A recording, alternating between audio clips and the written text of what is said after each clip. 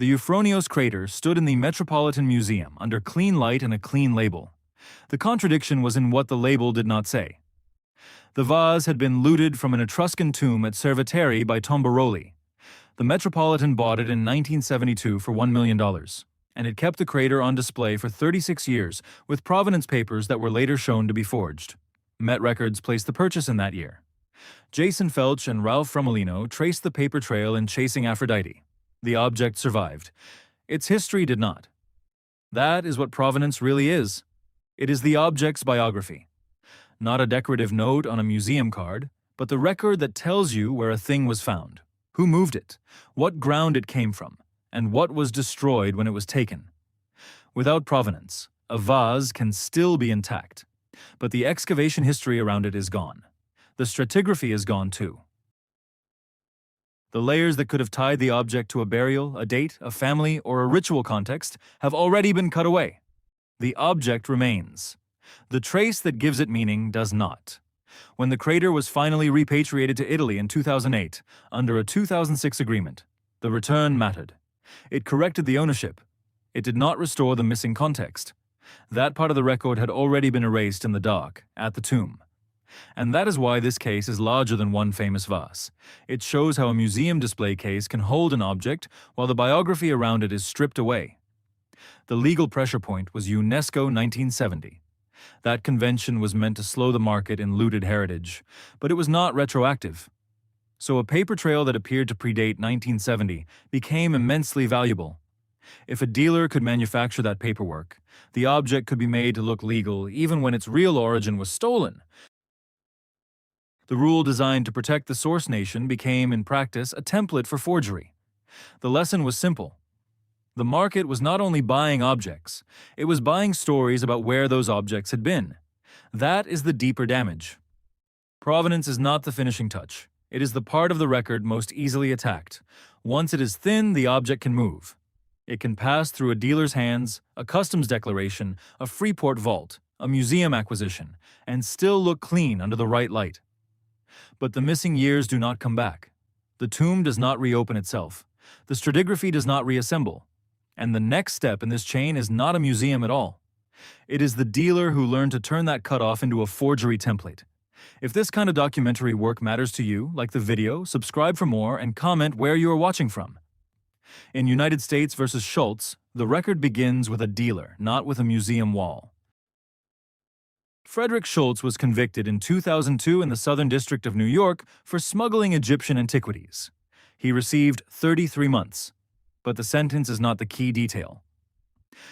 The key detail is the paperwork he used, forged provenance papers that pushed the objects back behind the 1970 line. That line comes from the UNESCO Convention of 1970. It was not retroactive. It did not outlaw everything older than the convention. What it did create was a legal pressure point.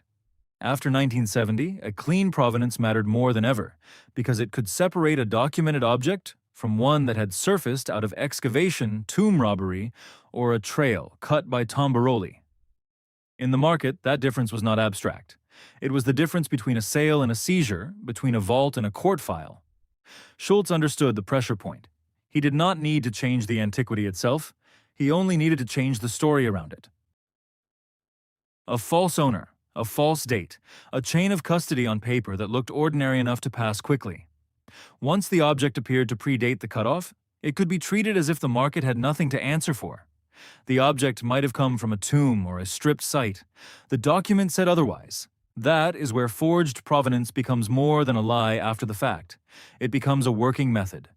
The market starts asking for pre-1970 proof, and the forgery answers that request before anyone checks the ground the object came from. The legal filter that was supposed to block trafficking also taught traffickers exactly what evidence to fabricate. Date the object early enough. Dress it in respectable paperwork. Move it through the gap. United States versus Schultz exposed that mechanism in court. Not one shipment, not one unlucky buyer. A system built around a cutoff had become a system that could be imitated. The rule remained on the books, but the trade learned its shape. And that matters, because a museum does not usually receive a confession. It receives a file, a label, a claimed history, and the quiet authority that comes with paperwork, No one has time to test, line by line. So the problem is not only smuggling, it is the way a legal boundary can become a forgery template. The rule does not just filter the market, it shapes the market's lies. The objects survive. The record attached to them can be manufactured. The next question is simple and unsettling. If a false provenance can carry one antiquity through the market, what happens when the object reaches a museum with that lie already attached? Can anyone still trust what looks ancient when the past on paper was written for the sale, not for the record? The Getty Kouros sits at the center of a different kind of doubt, not a stolen object doubt, a truth doubt. The statue entered the J. Paul Getty Museum in 1985, and from the beginning, its provenance did not behave like a clean archaeological record. The museum paid about $9 million for it. The questions did not stop there. They stayed. For years, scholars argued over whether the object belonged to the ancient world at all. And by 2018, the Getty removed it from display without settling the dispute. The object remained. Certainty did not.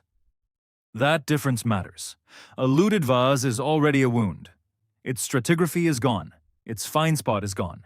The tomb, the layer, the context that gave it meaning have been broken apart by Tombaroli and erased before the record could be made. But a disputed object adds another damage. Here, the museum may not only be missing the origin, it may be missing the ability to prove that the thing in the gallery is what the label says it is. In plain terms, theft takes an object out of the ground. Authenticity asks whether the object itself can still be trusted. The first problem is ownership. The second is identity. And once those two are mixed together, the market gets room to work. That is why the Getty Kouros has never sat easily in the story. It is not a simple case of a missing excavation file. It is a case where the file never fully closes because the object itself refuses certainty. The museum can catalog it. It can insure it. It can move it in and out of storage. But the deeper record remains unstable. The past, in this case, does not arrive with a clear chain of custody. It arrives with a gap, and that gap is not rare. At the Museo del Falso Salerno, confirmed forgeries are preserved as evidence of how often false antiquity enters legitimate space. A fake does not need to stay outside the system to do its damage. It only needs enough paperwork, enough confidence, enough institutional weight. Then it can sit beside real objects and borrow their authority. It can cross from deception into display. That is the part the black market understands. It does not only move stolen objects from one country to another, it can also manufacture an ancient past that never existed. It can create a surface that looks old, a story that sounds official, a provenance file that appears just convincing enough to pass through acquisition, storage, and exhibition. The object becomes legible before it becomes true. And once that happens, the loss is larger than ownership. A museum can repatriate a looted object. It can correct a catalog entry. It can return a vase to its source nation. But it cannot easily return the missing years of uncertainty around a forged object. It cannot recover the context that was never there, or the scholarly time spent arguing with a lie. That is what makes the Getty Kouros unsettling. Not because it is resolved, because it is not. The record stays open, but it does not become clearer. And when a museum cannot prove what it owns, the next question is no longer about doubt on a pedestal. It is about the building itself, and how easily confidence can be breached when the institution is tested from outside. The Iraq National Museum in Baghdad was supposed to hold a country's memory in custody. In April 2003, it was left open long enough for about 15,000 objects to disappear. UNESCO and the Iraqi archaeologist Donnie George Ukana documented the scale. U.S. forces did not secure the site in time. The building meant to guard the record became part of the wound. Custody is the simplest word in this story, and the one that matters most. It is the chain that says where an object was, who held it, and when it changed hands. Provenance depends on that chain. When custody breaks, the object may survive, but the trail around it starts to vanish. A label can still be printed. A catalog entry can still be written. What is missing is the continuity that gives the object meaning.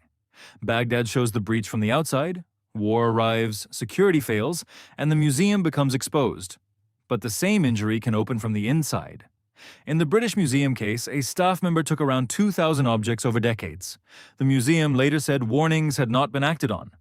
Hartwig Fischer resigned in September 2023. Here, the door was not blown open. It was opened quietly, one object at a time, by someone who already had access. That is a very different scale from invasion, and the same damage still runs through it. One theft happened in the glare of occupation. The other moved in the shadow of trust. One was a public breach, the other was an insider breach. Different methods, same result. A collection that looks stable on the outside can still be leaking its history from the middle. That is why these two cases belong together.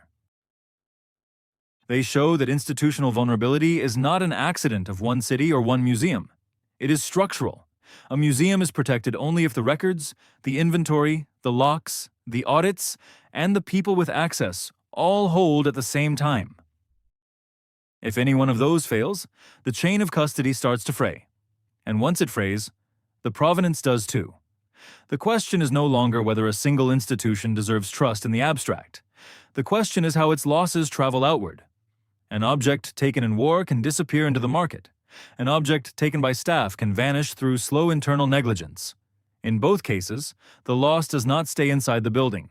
It moves into files, into gaps, into false certainty.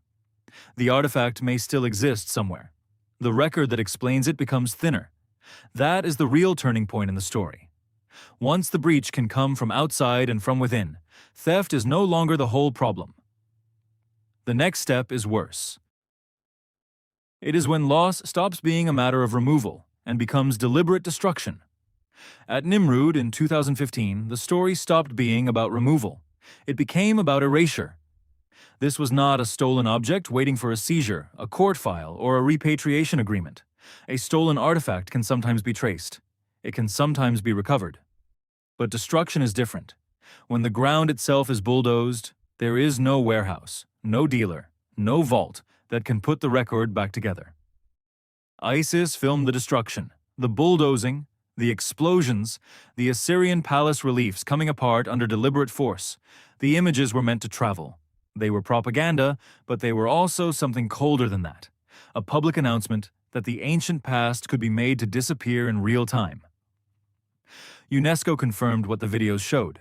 Satellite imagery from UNITAR matched the damage on the ground. When Iraqi authorities returned to the site in 2016, they did not find a damaged monument waiting for restoration. They found rubble, broken stone, a place where the evidence had been turned over and emptied. Nimrud was not just a collection of carved figures. It was a stratigraphic record.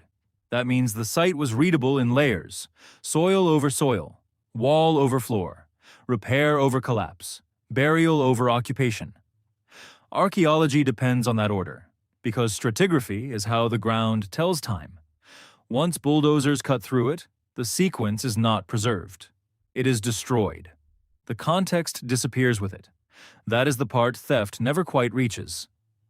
A looted object loses provenance when it leaves its ground. A destroyed site loses something more basic.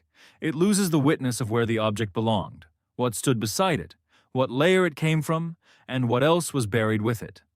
The stone may survive in fragments. The knowledge does not. The loss at Nimrud was final. There is no clean recovery line after that. Repatriation can return an object to a source nation. It cannot restore a palace relief after the wall has been crushed into fragments. It cannot reassemble the order of a site once the layers have been torn apart and mixed into debris. That is why the memory of Bamiyan still matters here. Not because it answers Nimrud, but because it rhymes with it. The Buddhas were destroyed to make absence visible. Nimrud was attacked in the same logic. Not theft, not profit alone. The point was to break the record, and to do it where everyone could see. And that changes the scale of the crime. The black market can erase provenance. It can drain memory from an object and send it through Freeport vaults, dealers, and false paperwork. But at Nimrud, the market was not even the final wound. The site itself was made unreadable. The archive in the ground was broken before any object could ever re-enter the trade. Here the record ends. Not pauses, ends. What remains afterward is the silence of a site where archaeology can no longer ask its questions in the usual way. The next part of the story is not about recovery. It is about the infrastructure that still moves money objects, and demand around the ruins of what was lost. By the time investigators reached Giacomo Medici, the trade no longer looked like a thief with a shovel. It looked like a warehouse. In the Geneva Freeport, Italian police found 3,800 looted objects in 1995, sitting in vaults that were far from the excavation trench and far from any ordinary museum label. The man at the center was Medici, later convicted in Rome in 2004. The place around him mattered just as much as the man. A Freeport is not a museum, and it is not a marketplace in the open sense. It is a customs-controlled warehouse, a storage and transit node where high-value goods can sit under bond, out of public view, while papers catch up with the object. That is what makes it so useful to the illicit trade. A looted vase does not need to travel in one straight line from tomb to buyer. It can pause, it can be relabeled. It can wait while a false story is assembled around it. In that pause, the chain of custody becomes a tool. The object may not move much, but its provenance does. A dealer can attach one document, then another. A courier can move it across a border in silence. A vault in a neutral country gives the object distance from the soil where it was taken, and distance is valuable in this trade. Once the stratigraphy is gone, the paperwork becomes the only thing that can still claim to know where the object came from. That is why Medici was more than a name in a criminal file. The records tied his network to auction houses and museums across Europe and the United States. A warehouse in Geneva, a dealer in the middle, a sale room on the other end, then a respected institution with a display case and a clean label. Each step looked ordinary by itself. Together they formed an exit route from the source nation. Together they made a route map for loss. The Geneva Freeport exposed something larger than storage. It exposed logistics. Vaults created custody gaps. Routes created delay. Delay created room for forged provenance to settle into the market as if it had always been there. That is how the black market works at scale, not as a single dramatic theft, as infrastructure, as a system with habits, as a structure that knows how to make an object look settled long after its history has been erased. The response has become more organized too. The Manhattan District Attorney's Office has recovered more than 6,200 antiquities, with a reported value of more than $485 million, and returned them to source nations including Italy, Egypt, and India. Those recoveries are not only seizures. They are corrected records. Each repatriation says something the object could not say while it was hidden in a vault, that it left illegally, that the chain was broken, that the archive still has work to do. Repatriation can restore possession. It can restore a public record. It cannot restore the missing years between the ground and the glass. That is the hard part of this infrastructure. The object survives. The memory does not always survive with it. Medici's conviction made the network visible, but the deeper meaning sits in the paperwork, in the route, in the Freeport, in the vault, where a stolen past could wait until it looked legitimate. And that is why the next room is the courtroom, where the dealer archive and the museum record can be read against each other. By the time the Marion True case reached Rome, the story was no longer hidden inside a single museum file. Dealer records, acquisition notes, and courtroom exhibits were sitting on the same table. The Robin Symes archive mattered for that reason. It showed the dealer side of the chain in a way that labels never could, with names, routes, photographs, and paperwork, pointing back toward objects that had already been cut loose from their ground. That is what repatriation can do, and what it cannot do.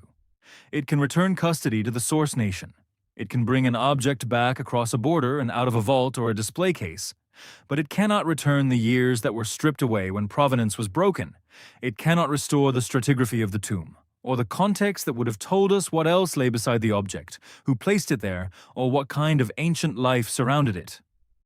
The court record still matters because it exposed the full chain. In 2005, Marion True was charged in Italy with conspiracy to receive looted antiquities. The trial brought into view the path from tombaroli and middlemen to dealers, and then into museum collections.